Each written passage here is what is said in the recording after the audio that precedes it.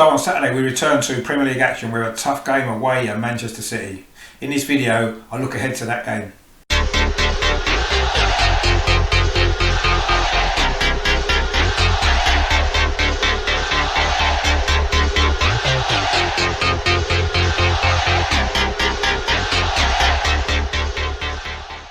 Hello, my name is Richard, welcome back to my channel over and over again, which features everything to do with Arsenal.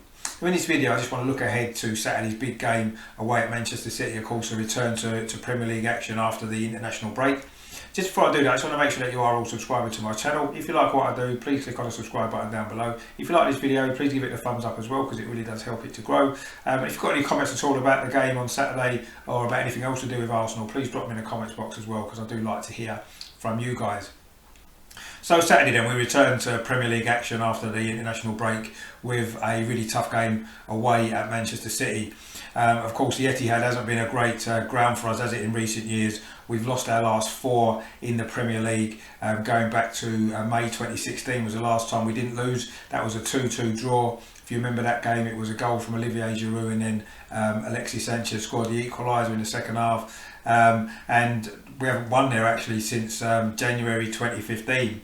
That was that 2-0 victory the day Santi Cazorla had that masterclass, didn't he? He scored a penalty and then set up the goal for Olivier Giroud to make it 2-0. So we haven't won there for a long time. And of course that victory at Manchester City in 2015 was the last time that we've won away at any of the traditional sort of top 6 grounds as well.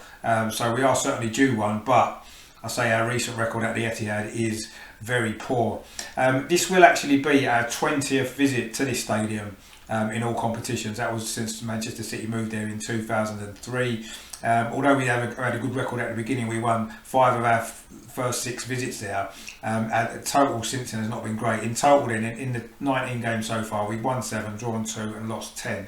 And I say we did start with 5 wins in 6 as well, so we've only won there twice in the last 13, so it isn't a great record, is it? Let's be honest. But we did beat Manchester City, of course, the last time we played them, which was in the FA Cup semi-final at Wembley in July.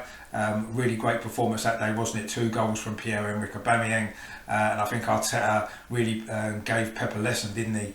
Of course, the corresponding league fixture last season was the first game back after the lockdown, wasn't it? The first game of Project Restart in June. And of course we did lose 3-0, but having said that, there was a lot of extenuating circumstances that night, wasn't there? An early injury to Granit Xhaka, soon after that another injury to Pablo Mari, so we had to reorganise the team. We were all over the place and we ended up, I say, losing 3-0, but I don't think that was really a fair reflection of where either side was at that particular time, and certainly not where they are now.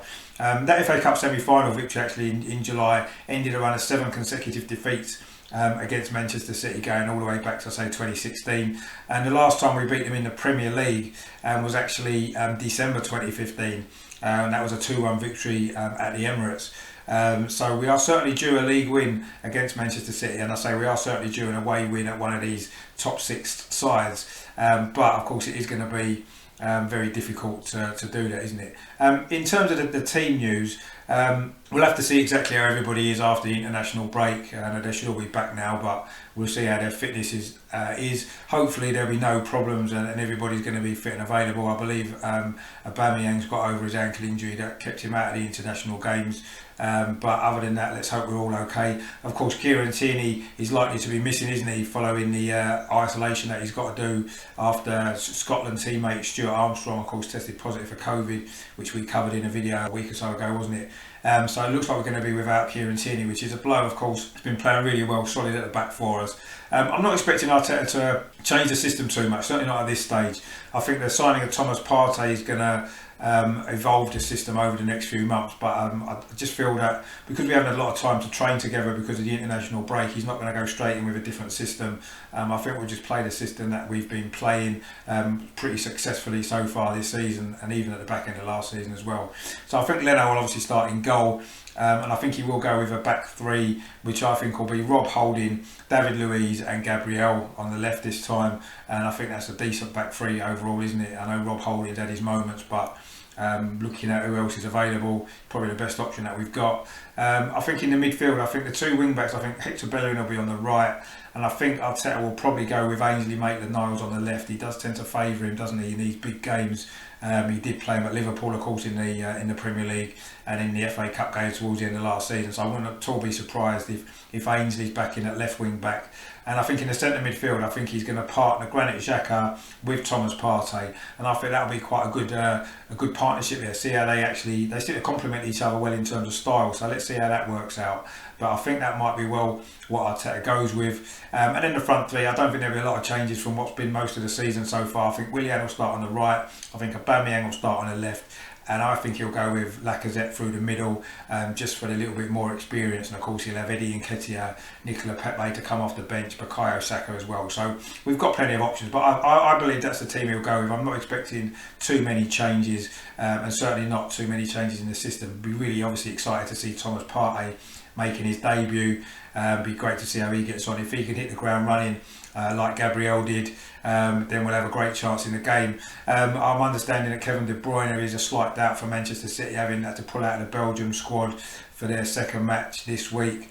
I'm not reading too much into that. I'll be surprised if he doesn't play.